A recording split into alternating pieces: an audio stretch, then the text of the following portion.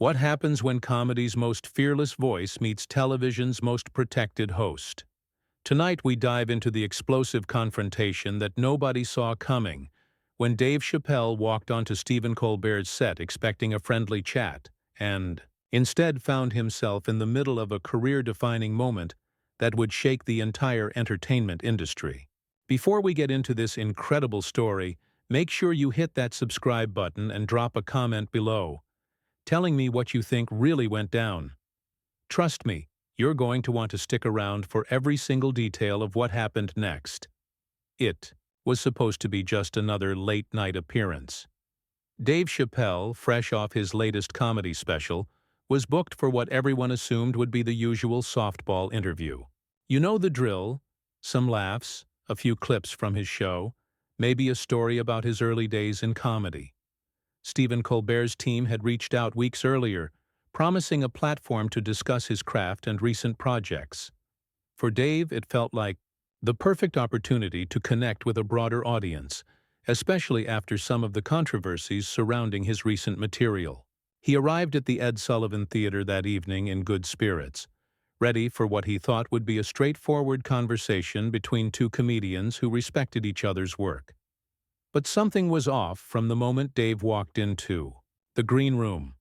The usual pre-show banter felt strained, and Colbert's team seemed unusually tense. Dave noticed how the producers kept whispering among themselves, casting glances in his direction. When he tried to make light conversation with Stephen during their brief pre-interview chat, the host's responses felt mechanical, almost rehearsed. There was an energy in the room that Dave couldn't quite place, like everyone was waiting for something to happen. The makeup artist was quieter than usual. The sound technicians seemed on edge, and even the craft services table felt somehow more formal than Dave remembered from other late-night appearances. As they walked onto the set, Dave could feel the weight of the studio audience's attention. The applause was enthusiastic enough, but there was something underneath it, a kind of anticipation that went beyond the usual excitement of seeing a beloved comedian. Dave settled into the guest chair, adjusting his jacket and preparing for what he assumed would be the standard opening pleasantries. Stephen took his position behind the desk, his trademark smile in place, but Dave caught something in his eyes that made him pause. It wasn't the warm welcome he'd expected from a fellow performer. Instead, there was something calculated, almost predatory about the way Stephen was looking at him. The cameras rolled, and Stephen launched into his introduction with the polished delivery that had made him a late-night staple. But as he spoke, Dave began to realize that this wasn't going to be the conversation he'd prepared for.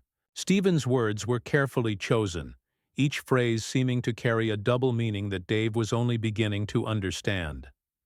The host's tone was friendly enough for the cameras, but there was an underlying current of something else entirely. Dave found himself shifting in his chair, his comedian's instincts picking up on the subtle shift in energy that the studio audience might not have noticed yet. When Stephen finally turned to address him directly, Dave was ready with his usual easygoing charm. But instead of the expected warm-up questions about his latest projects or his approach to comedy, Stephen dove straight into territory that caught Dave completely off guard. The questions came with a smile, but they carried the weight of accusations, disguised as curiosity. Dave felt the atmosphere in the studio change as Stephen's true intentions became clear. This wasn't an interview, it was an ambush, and Dave realized he was about to face one of the most challenging moments of his career: live on national television with nowhere to run. The first real blow came disguised as a question about artistic responsibility. Stephen leaned forward with that practiced television sincerity that had fooled audiences for years, but Dave could see through it immediately. The host's words were carefully crafted to sound like genuine inquiry, while actually functioning as a public prosecution. Dave felt his jaw tighten as he realized Stephen had done his homework, pulling out specific quotes and moments from Dave's recent work, but stripping them of all context and presenting them in the worst possible light. This wasn't journalism, it was a hit job broadcast to millions. Dave tried to maintain his composure, offering thoughtful responses that address the complexity of comedy and the difference between a comedian's stage persona and their actual beliefs. But Stepen wasn't interested in nuance. Every time Dave attempted to explain the artistic process behind controversial material, the host would interrupt with another loaded question, each one designed to make Dave appear defensive and evasive. The studio audience, initially neutral, began to shift as Stepen's relentless questioning created an atmosphere of judgment rather than entertainment. The breaking point came when Stepen brought up Dave's family, suggesting that his comedy might be setting a poor example for his children. Dave's entire demeanor changed in that moment. The easygoing performer disappeared, replaced by a man who recognized that this had crossed every line of professional courtesy. Dave looked directly into Stepen's eyes and asked him point-blank if this was really how he wanted to conduct himself as a host. Stepen's response was to double down, claiming he was simply asking the questions that America wanted answered. Dave stood up from his chair, something that clearly wasn't in anyone's script. The cameras kept rolling as he addressed Stepen directly, his voice carrying the authority of someone who had spent decades earning respect in one of the toughest businesses in entertainment. He called out Stepen's tactics, pointing out how the host was using his platform not to entertain or inform, but to destroy. Dave's words cut through the studio like a blade, exposing the calculated nature of what Stepen was trying to do. The audience fell completely silent, unsure of how to react to this unprecedented moment. Stepen's mask began to slip as Dave's direct confrontation threw him off his carefully planned script. The host tried to regain control by suggesting that Dave was being overly sensitive, but this only served to fuel Dave's anger further. Dave pointed out the hypocrisy of a man who had built his career on political satire now trying to police comedy itself. He reminded Stepen that comedy had always been about pushing boundaries and making people uncomfortable, and that trying to sanitize it was fundamentally misunderstanding its purpose. The tension in the studio was palpable as Dave continued his impromptu monologue, addressing not just Stepen but the entire culture of performative outrage that had infected entertainment. He spoke about the difference between genuine accountability and public destruction, between holding artists responsible and using moral superiority as a weapon. Dave's words resonated with a truth that cut through all the political correctness and revealed the ugly reality of what was happening in that moment. Stepen realized he was losing control of his own show as Dave's passionate defense of artistic freedom began to resonate with parts of the audience. The host tried to interrupt several times, but Dave's momentum was unstoppable. This was a master of his craft operating at the highest level, turning what was meant to be his public humiliation into a teachable moment about the state of comedy and free expression in America. Stepen's attempts to regain control only made him look smaller and more petty in comparison to Dave's principled stand. What happened next would become the most talked-about moment in late-night television history.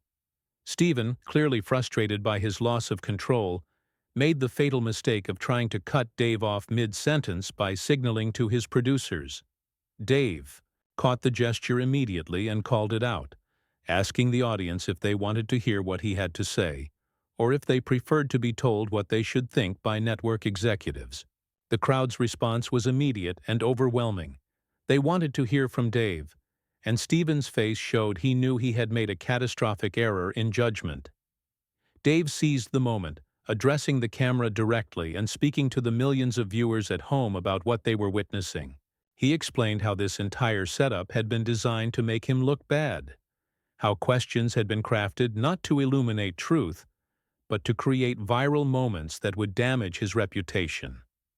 Dave's analysis was surgical in its precision, breaking down Stepen's tactics in real time and showing the audience exactly how media manipulation worked. It was a masterclass in media literacy delivered by someone who had been targeted by these exact techniques. Stepen's desperation became obvious as he repeatedly tried to go to commercial break, but Dave wasn't having it. He pointed out that this was live television, that the audience deserved to see this conversation through to its conclusion, rather than being fed edited highlights that would inevitably favor the host. Dave's insistence on transparency put Stepen in an impossible position, unable to control the narrative as he had clearly planned to do. The host's repeated attempts to end the segment only reinforced Dave's point about media manipulation. The studio audience was now completely on Dave's side, their energy shifting from confused tension to engaged support. They could see what was happening, could recognize authenticity when it was standing right in front of them, calling out calculated deception. Dave fed off this energy, his performance becoming more powerful as he realized he had turned Stepen's trap into his own platform. Every attempt Stepen made to discredit him only proved Dave's points more convincingly. Security began moving toward the stage as Stepen, clearly rattled and no longer able to maintain his television persona, started making demands that Dave leave his set. But Dave held his ground, pointing out that he had been invited as a guest and had done nothing wrong except refuse to participate in his own character assassination. The contrast was stark, Dave standing calm and principled while Stepen became increasingly frantic and authoritarian. The audience could see exactly who was behaving professionally and who was having a meltdown. The final moment came when Stepen, completely abandoning any pretense of journalistic integrity, actually demanded that security remove Dave from the stage. Dave looked directly into the camera one last time and told the audience that this was what happened when someone refused to play along with predetermined narratives. He walked off the set under his own power, his dignity intact, while Stepen was left trying to explain to his audience why he had just kicked off one of America's most respected comedians for the crime of defending himself. As Dave disappeared, backstage the studio fell into an uncomfortable silence that Stepen struggled to fill. His attempts to justify what had just happened rang hollow against the backdrop of what everyone had witnessed. The host tried to go to commercial, but the damage was done. In attempting to destroy Dave Chappelle, Stephen Colbert had instead revealed something ugly about himself and the industry he represented. Dave had turned the tables completely, walking away as the clear victor in a confrontation that Stepen had engineered for his own benefit. The show limped to its conclusion, but everyone knew that the real story was what had just transpired during those explosive minutes when two very different approaches to entertainment had collided head-on. Dave had shown what authentic courage looked like, while Stepen had demonstrated how power could corrupt even those who claimed to champion justice and fairness. What did you think about this incredible confrontation? Drop a comment below and let me know who you think came out on top. And don't forget to subscribe for more stories that expose what really happens behind the scenes in entertainment. Did Dave handle this situation perfectly, or should he have approached it differently?